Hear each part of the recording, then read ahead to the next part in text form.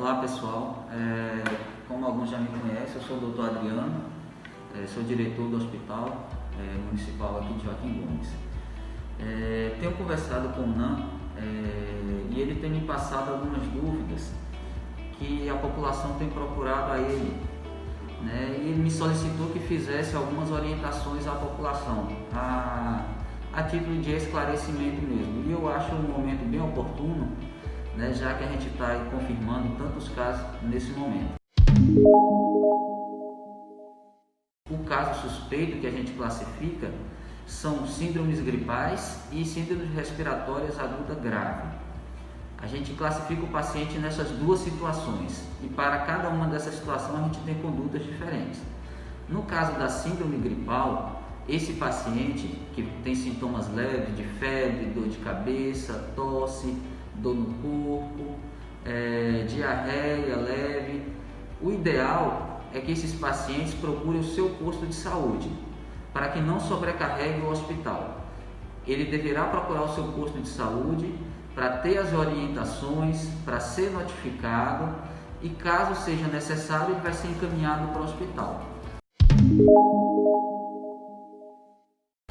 Esse paciente, ele vai, quando inicia os sintomas, ele vai ter que fazer aquela quarentena, o isolamento domiciliar durante 14 dias. Isso tudo vai ser orientado no posto de saúde ou mesmo no hospital, se for assim.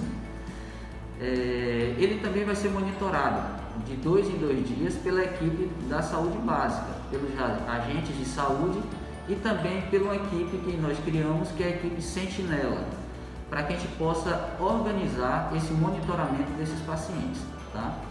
Mesmo os pacientes que iniciam com quadro leve, síndrome gripal, que evolui com alguma complicação, esses pacientes também devem voltar e ser avaliados, nesse caso já no hospital, tá certo? Já os pacientes com síndrome respiratória aguda grave, esses pacientes não ficam no hospital e nem retornam para casa. Esses devem ser encaminhados a hospitais referência para a Covid, em duas situações. Se ele está grave, mas consegue ficar respirando bem em ambiente, esse paciente vai para uma enfermaria para fazer o tratamento mais específico. Se ele não consegue manter a sua respiração, a sua saturação, muitas vezes sofrendo o procedimento de intubação, esse paciente vai para a UTI. Todos esses pacientes não somos nós que encaminhamos. Existe uma equipe de regulação e após ter sido feita a notificação, é essa equipe de regulação que vai nos dizer para onde esse paciente vai, né? É eles que indicam qual hospital que tem vaga para esse paciente.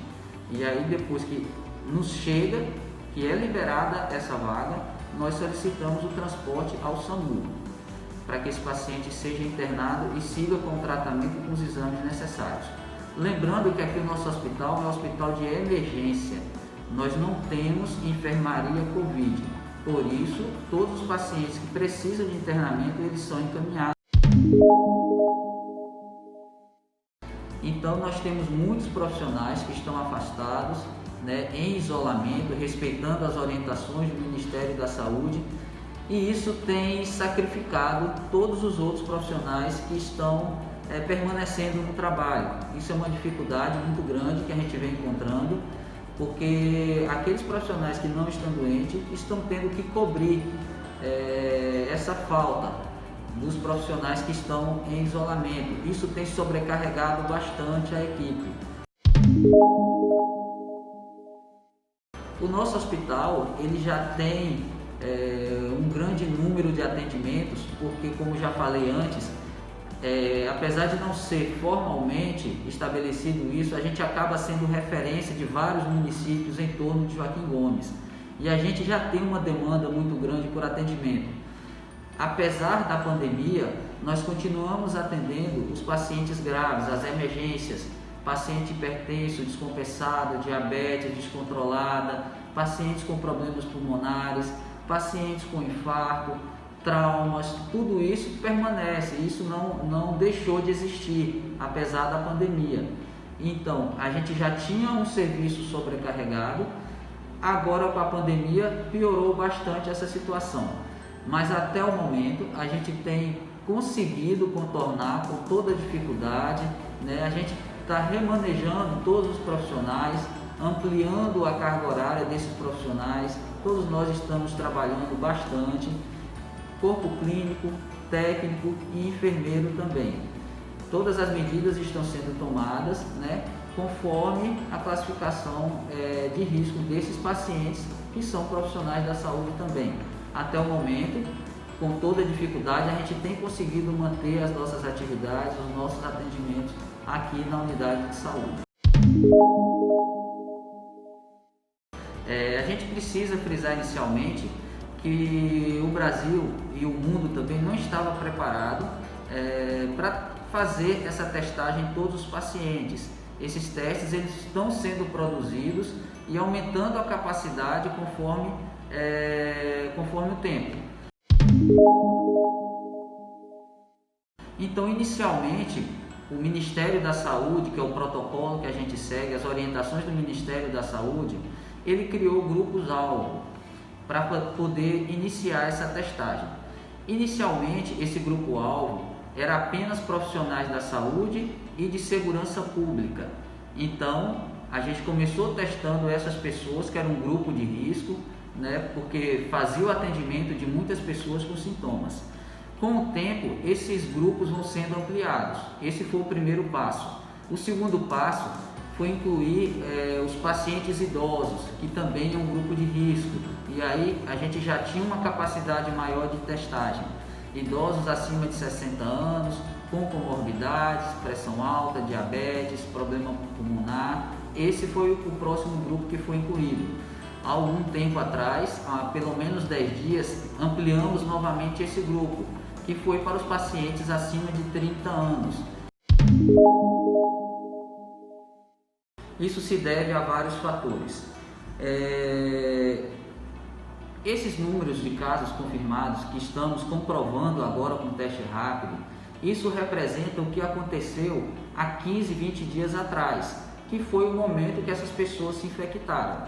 Então essas pessoas não estão se infectando neste momento, nessa semana. Apenas estamos confirmando esses casos que já foram infectados há 15, 20 dias atrás. Isso é de se esperar porque na gestão essas pessoas elas entram em contato com muitos pacientes, com muitas pessoas e é o trabalho ativo, principalmente em relação a essa campanha. Já foi noticiado que o nosso prefeito Adriano está internado, né, tratando, passa bem com o coronavírus devido à sua função. Ele mesmo relatou isso em um vídeo gravado aqui no hospital na semana que ele foi internado. Porque no seu trabalho ele precisa estar em contato com a população e isso aumenta muito a chance de contaminação. Todos os outros profissionais da saúde também estão passando pela mesma situação. A secretária Vaninha também teve seu teste hoje confirmado, a nossa coordenadora da vigilância sanitária também teve seu caso confirmado. Tudo isso devido de fato à sua função. E que inclusive também temos muitos profissionais médicos, técnicos que acabam se infectando devido à situação do trabalho. Reforço aqui que no hospital estão sendo tomadas todas as medidas de precaução, o uso de EPIs, mas isso é para minimizar a chance de contágio. Isso não representa uma efetividade de 100%. Acontece de nós também profissionais nos infectarmos em algum momento. Um outro fator que fez aumentar a quantidade de casos confirmados foi justamente a ampliação do público-alvo. Como agora a gente está testando todas as pessoas acima de 30 anos, isso representou um aumento dessa confirmação de casos. A gente sabe que o teste rápido ele tem a sua eficiência de acordo com o período do início de sintomas. Conforme esse período se estende, ele tem maior eficiência na detecção da patologia. Segundo o Ministério da Saúde, esse teste deve ser realizado no 8º dia de sintomas. A gente já percebeu que esse teste realizado no 8º dia, ele falha muito, ele dá muito falso negativo. Esta semana nós estamos fazendo uma contraprova dos testes que foram feitos nesse período e acabamos confirmando. A partir do 11º dia de sintomas, o teste ele tem muito mais eficiência. Mas quando a gente classifica um paciente como síndrome gripal, como síndrome respiratória aguda grave, esse paciente é considerado como COVID. A gente fala em suspeição porque não foi realizado o teste confirmatório, mas nós pensamos e tomamos todas as condutas como se esse paciente já estivesse confirmado como doença da COVID. Uma outra questão é que esses pacientes que apresentaram um teste positivo, na semana passada e nesta semana, nós realizamos o teste também em seus familiares, que já era de se esperar que essas pessoas também estivessem contaminadas. Muitos deles que confirmaram o teste ontem e hoje já não apresentam mais sintomas. A gente ampliou essa testagem para poder fazer uma avaliação melhor da situação da pandemia aqui no município. Nós estamos num período de contágio muito grande, claro, e isso está aumentando o número de casos e principalmente, pessoal,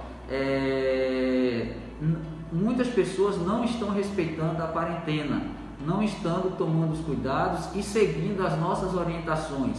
Isso tem influenciado bastante o aumento do número de casos.